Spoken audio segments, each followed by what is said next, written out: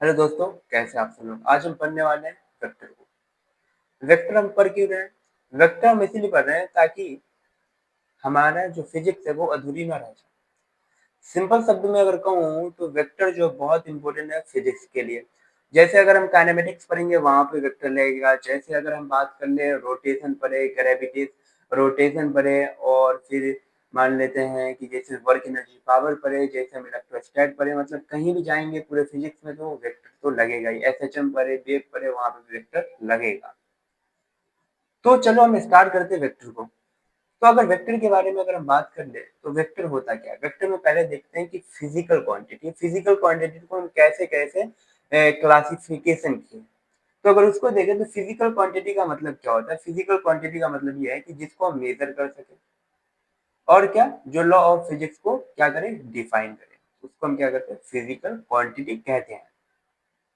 इसके बाद हमने फिजिकल क्वांटिटी को जो है, एक तो डायरेक्शनल प्रॉपर्टी के बेसिस पे, एक हमने डिपेंडेंसी के बेसिस पे जो हमने इसको डिवाइड किया है।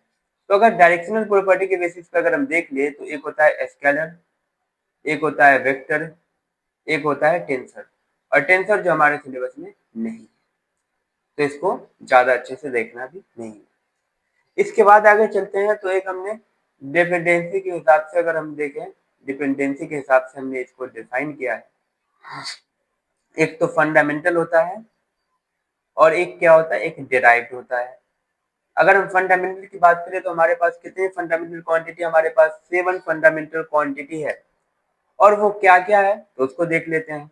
जैसे टेम्परेचर हो गया, लेंथ हो गया, टाइम हो गया, इलेक्ट्रिक करंट हो गया, ल्यूमिनेस इंटेंसिटी आ गया, अमाउंट ऑफ सब्सटेंस आ गया, ल्यूमिनेस इंटेंसिटी आ गया, और मास आ गया। ये 7 जो है फंडामेंटल क्वांटिटी है। और डिराइव क्वांटिटी क्या होता है? डिराइव क्वांटिटी एक ऐसा क्वांटिटी होता है, इसके अलावा जितने भी बचे फिजिक्स में वो सब डिराइव क्वांटिटी है।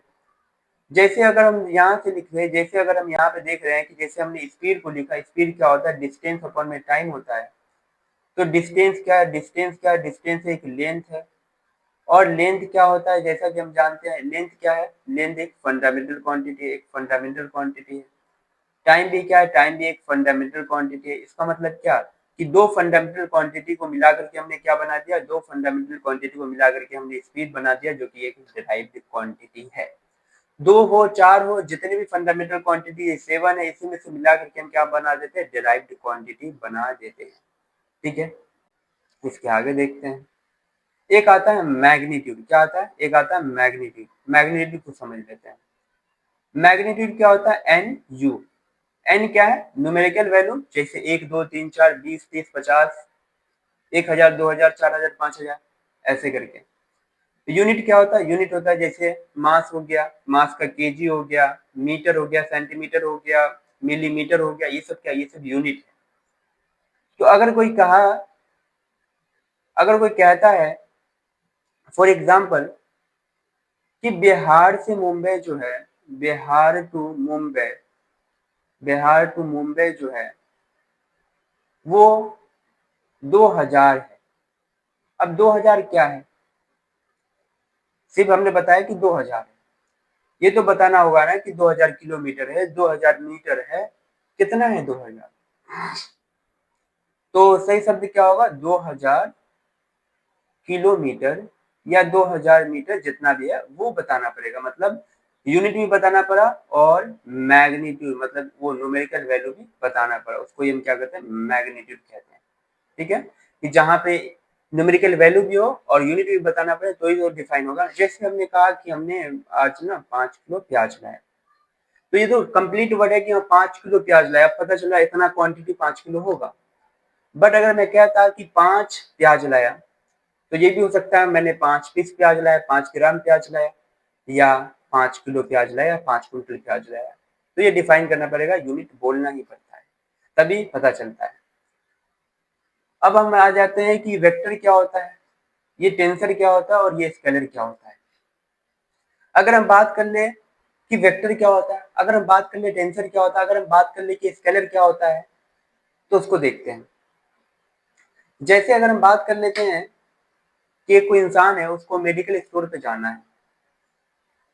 अब उसको मेडिकल स्टोर पे जाना है, अब वो किसी बंदे से पूछा कि भाई बता मेडिकल स्टोर किधर है, उसको नहीं पता, वहां पे गया पूछा। अब वो बंदा बोलता है 5 जाना है, 5 जाना है सिंपल, उसने ये बोला। तो अब वो फिर आगे गया, फिर वो सोचता है 5 5 मीटर बोला, 5 किलोमीटर बोला या क्या बोला, हाँ।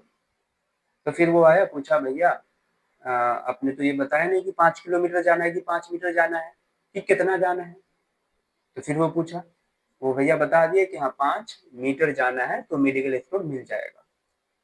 फिर वो फिर वो आया, क्यों आया आप बताओ। अब 5 किलोमीटर ईस्ट में जाना है, वेस्ट में जाना है, साउथ में जाना है, किधर जाना है। तो फिर वो आया और पूछा कि भाई आप तो ये बताए नहीं कि 5 मीटर ईस्ट में जाना है, वेस्ट में जाना है, किधर जाना है, मैं किधर जाऊं। तो फिर वो भैया बोलते हैं कि 5 मीटर ना ईस्ट में जाना है। मतलब डायरेक्शन भी इम्पोर्टेंट है। रियल लाइफ में भी देखिए तो वेक्टर का काफी इम्पोर्टेंट है। अभी ही देख लिया कि वहां पे भी डायरेक्शन बताना पड़ा, मैग्नीट्यूड में यूनिट बताना पड़ा, सिर्फ न्यूमेरिकल वैल्यू से कुछ होने वाला है नहीं। तो वो सब हमने देखा। तो देख, जैसे हमने ये बताया कि भैया ने जैसे बताया कि 5 मीटर जाना है, इसका मतलब वो सिर्फ और सिर्फ मैग्नीट्यूड के बारे में बात किया। मैग्नीट्यूड के बारे में जहां पे सिर्फ बात हो उसको हम क्या कहते हैं, उसको हम कौन सा क्वांटिटी कहते हैं, उसको हम कहते हैं वो कि वो स्केलर क्वांटिटी है।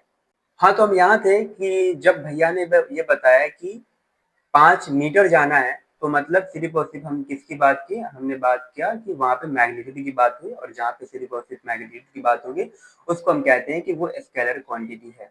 फिर भैया ने बताया कि 5 मीटर ईस्ट में जाना है, तो वहां पे मैग्नीट्यूड की भी बात हुई, वहां पे डायरेक्शन की भी बात हुई। तो इसका मतलब ये था कि वहां पे वेक्टर की भी बात की गई और वहां पे टेंसर की भी बात हुई। तो अब ये वेक्टर और टेंसर में डिफरेंस क्या है। तो वेक्टर और टेंसर में डिफरेंस ये है कि वेक्टर क्या करता है कि वेक्टर लॉ ऑफ एडिशन को फॉलो करता है, लेकिन जो कि टेंसर है ये वेक्टर लॉ ऑफ एडिशन को फॉलो नहीं करता। फॉर एग्जांपल मान लेते हैं कि ये एक वायर है और यहाँ से मान लेते हैं कि 2 एम्पियर गया, यहाँ से मान लेते हैं कि यहाँ से 2 एम्पियर गया, यहाँ से कितना 4 एम्पियर मिला। इसका मतलब क्या कि यहाँ पे हमने क्या किया, यहाँ पे हमने डायरेक्टली जोड़ दिया, इधर से 2 आया, इधर से 2 आया, इधर जो है 4 आ गया। ठीक है। तो करंट क्या है, इलेक्ट्रिक करंट की अगर हम बात कर ले तो इलेक्ट्रिक करंट कैसा है, एक टेंसर क्वांटिटी है। तो ये हमारे सिलेबस में तो है नहीं, तो इसको ज्यादा पढ़ना नहीं, तो यही था। अभी इसको फिर समराइज कर देता हूँ, पहले लिख लेते। देखो वेक्टर क्वांटिटी कौन कौन सा होता है, जैसे वेलोसिटी हो गया, फोर्स, और भी बहुत सारी चीजें हैं जो कि क्या है, जो कि वेक्टर का था। और इसमें भी बहुत सारी चीजें जैसे इलेक्ट्रिक करंट हो गया, जैसे अभी हमने इसका एग्जांपल भी देखा, इलेक्ट्रिक करंट क्या था, एक टेंसर क्वांटिटी था। ठीक है। तो